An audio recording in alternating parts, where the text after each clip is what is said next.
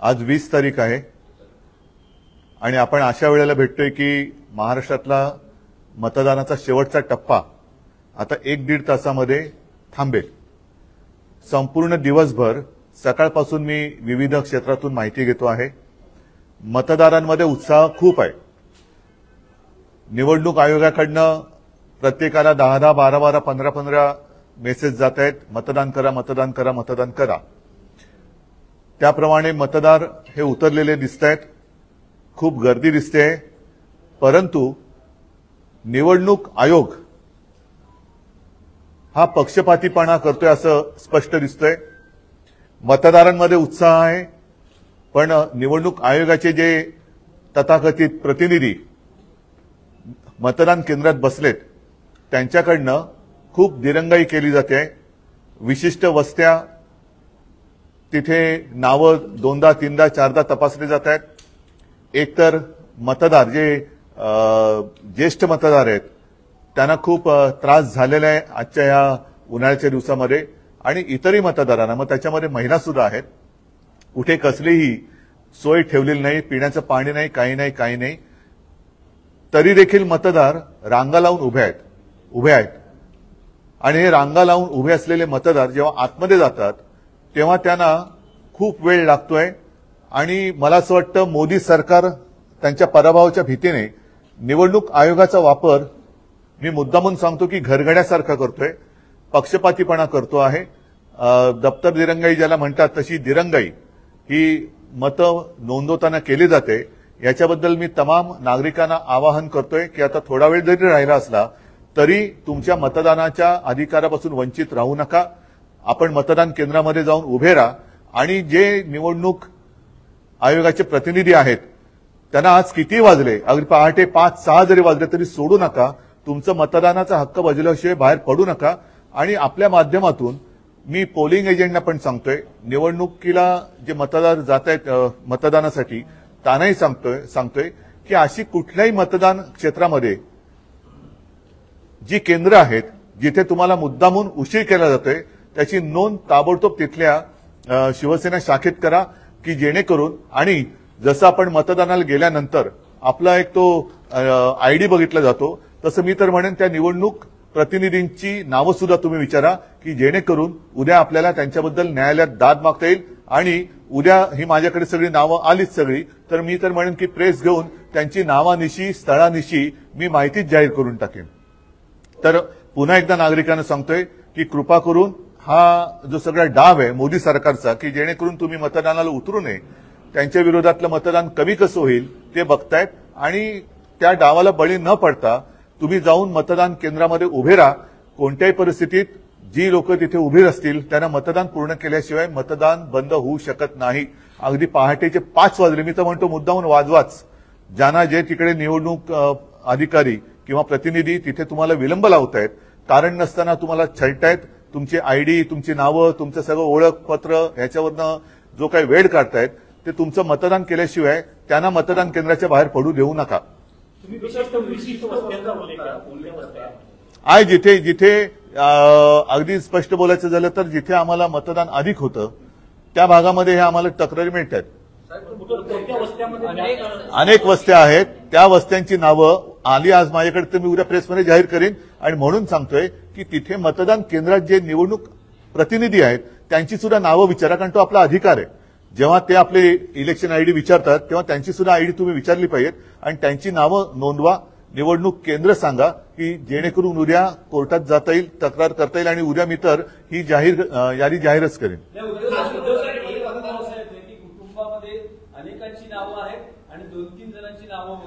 नाही, बरोबर आहे, ह्या सगळ्या गोष्टी आहेत ना, हे पराभवाच्या भीतीने पछाडलेले लोक आहेत। मोदी सरकार जे आहे ते पराभवाच्या भीतीने पछाडलेलं आहे। लोकांना करू द्या ना मतदान।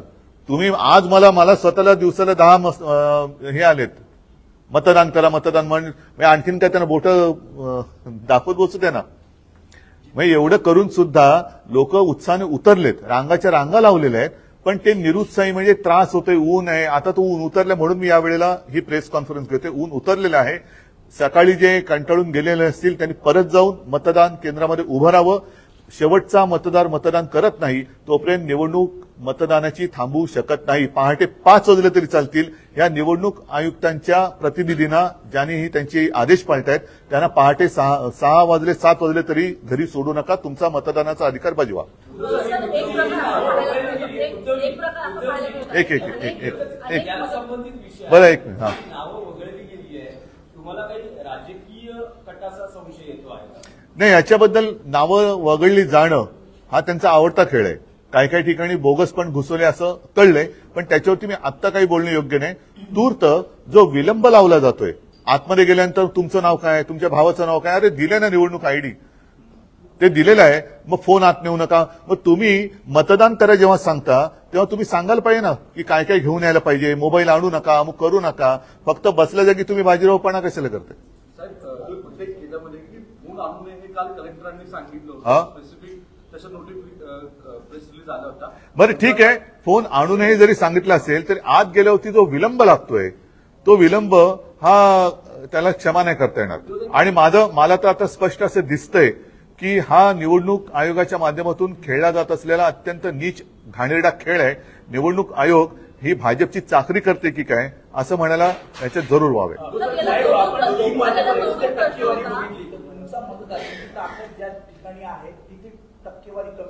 होय, पण मग तिकडे काय करायचं मग? कारण आता तुम्ही मलबार हा जो उल्लेख केला, अशा अनेक वस्त्या मी दाखवू शकतो की तिकडे मतदान व्यवस्थित चाललंय. आणि जिथे आमचा टक्का आहे, मी तर उघड सांगतो की जिकडे शिवसेनेला मतं पडतायत तिथे हा विलंब लावला जातोय. त्याच्यामुळे मी परत सांगतो की अशी मतदान केंद्र आणि त्याच्यामध्ये असलेल्या निवडणूक आयुक्तांच्या अधिकाऱ्यांचे जे प्रतिनिधी बसलेत त्यांची नावं आणा. उद्या ती बूथ आणि त्यांची नावं मी प्रेसमध्ये जाहीर करेन. आणि त्याचबरोबरीने त्यांच्याबद्दल जिथे तक्रार करायची अगदी कोर्टात सुद्धा आपण जाऊ. बांदेकरांनी सुद्धा पोवईच्या इथल्या काही ईव्हीएमच्या संदर्भात मुद्दे उपस्थित केले. वर्सोवात देखील काही घटना घडल्या आणि त्यानंतर तुमच्या गाठीभेटी सुरू झाल्या. म्हणजे शाखांमध्ये आज लोअरला गेला, काही वेगवेगळ्या भागांमध्ये. महायुतीच्या नेत्यांचं आता स्पष्ट मत आहे की उद्योगींनाच जमीन पायखालचे सरकतायत. ते सोडा, ते जाऊ रे, तो फालतूपणा आता बस झाला त्यांचा. ते घरी जायची वेळ झाली. आजच्या मतदानावर बोलू.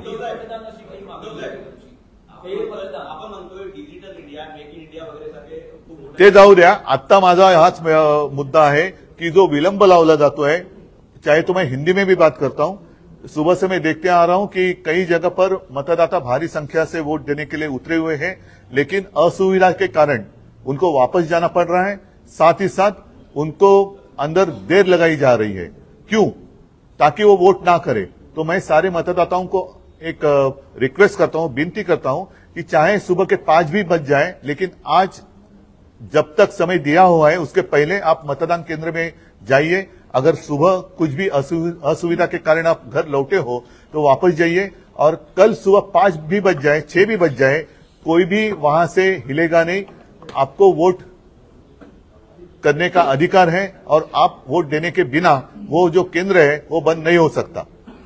और सारे लोगों को मैं ये कहता हूं कि जहां जहां ये असुविधा है, जहां पर ये जानबूझकर देर लगाई जा रही है, वहां का उस केंद्र का नाम और वहां अंदर जो इलेक्शन कमीशन के लोग बैठे हुए हैं उनका नाम हमें अगर बता दे तो हम अदालत में भी जाएंगे और साथ ही साथ कल प्रेस में वो लिस्ट हम जाहिर करेंगे. उद्धव जी, आपको इस पूरे मामले में कहीं राजनीतिक साजिश दिखाई दे रही है? हाँ, दिखाई तो दे ही रही ना, खुलेआम दिखाई दे रही है कि ऐसे सिलेक्टेड बस्तियां क्यों.